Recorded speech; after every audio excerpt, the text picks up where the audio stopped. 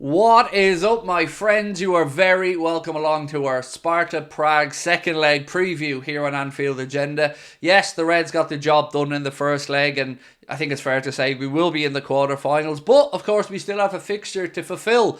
It is Thursday night, 8 p.m. is kick-off time. As you can see on the screen, we will be live from 7 p.m. with our watch-along here on the channel. But we still have to go through and do the preview. So, if you have not joined us for a preview before, this is what we do.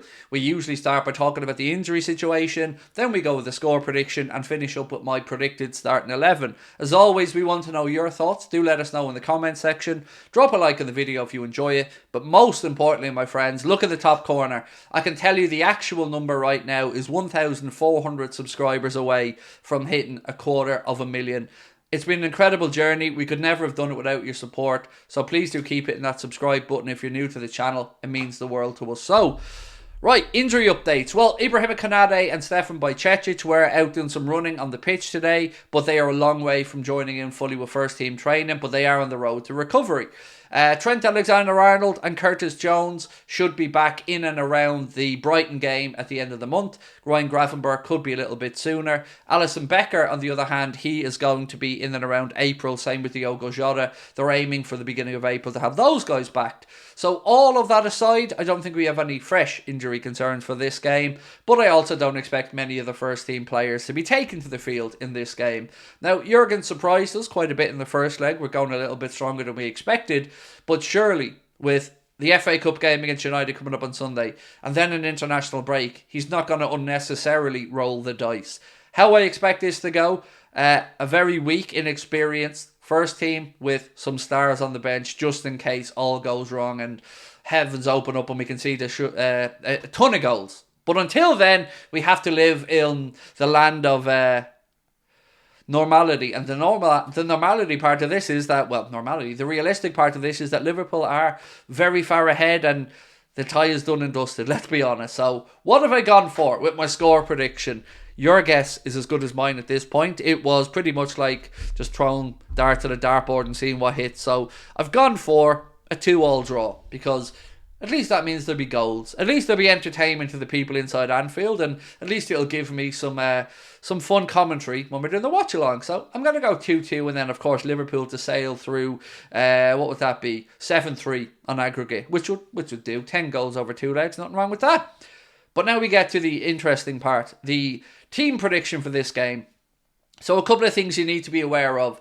Jadon Danns and Mateusz Muzialowski were added to the B list, meaning they are eligible to take part in the Europa League for Liverpool. So get that out of the way first and foremost. But now let's get into the goalkeeping situation and the centre-backs.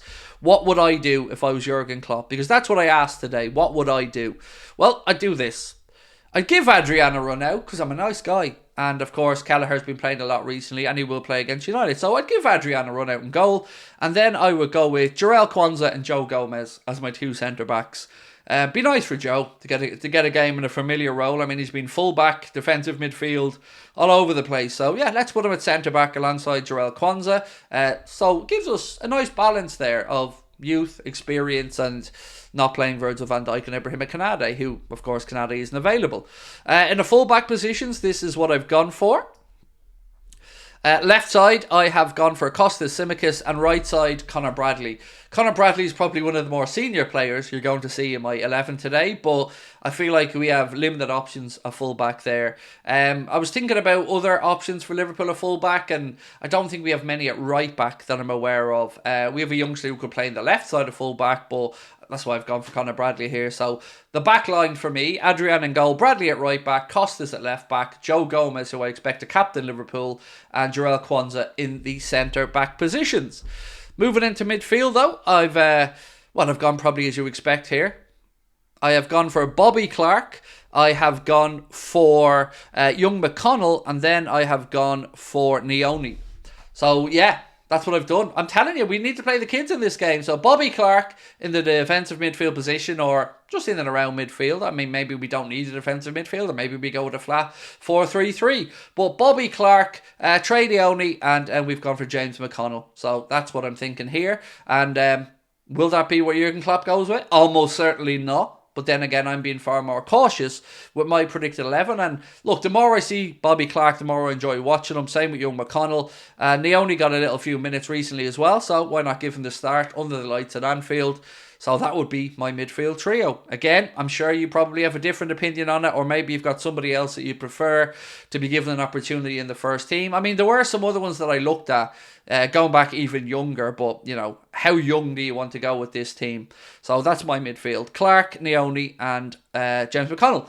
Now, in attack, well, I did have a few options on this one, but we'll start off as we always do in the wide areas. This is what I've gone for. I have gone for Craig Houlden to start on the right, and I have gone for young Kumas on the left. Now, I've got to be honest, I did kind of go back and forth about Musialowski because he very well could start in one of the wide positions, but I like Craig Houlden. I'm always excited when I watch him play, and he's had a horrendous run of injuries over the past couple of years, and it's been a bit stop-start from his return. So I'd love to see Craig Houlden get the opportunity on the right-hand side to show us what we can do. And look, if Musialowski gets the start, cool. I've no issues with that either. But this is, I guess, my predicted 11. So I've gone for Craig Houlden on the right-hand side. On the left-hand side, young Lewis Kumas, who, of course, scored for us to open the scoring recently as well. So it's all gravy in that regard. It's all good. Through the centre, though, who have I gone for? Now, I've got to say, I expect Klopp to put in Cody Gakpo. I fully do. But that's not what you're going to see with my team. So this is what I've gone for through the centre.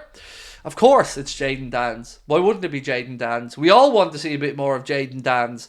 And hopefully he's recovered fully from the concussion. And we see him take to the field. So that is my very, very young and very, very inexperienced Liverpool team, but I think it's the right sentiment for a game like this. So just to run through it one more time: Adrian in goal, Bradley at right back, Costas at left back, Kwanzaa and Gomez in the centre back positions. I expect Gomez to be the captain.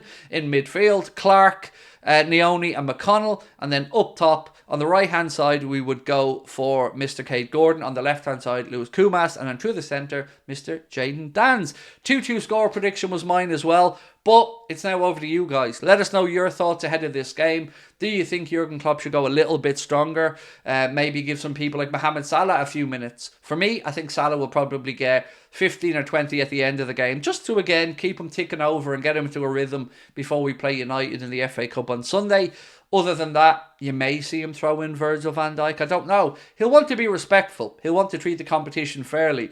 But he also has to learn lessons from previous campaigns and dead rubbers where Jota got injured when we were playing away as well. So we have to keep that in mind and just go with as youthful a team and as inexperienced a team as possible.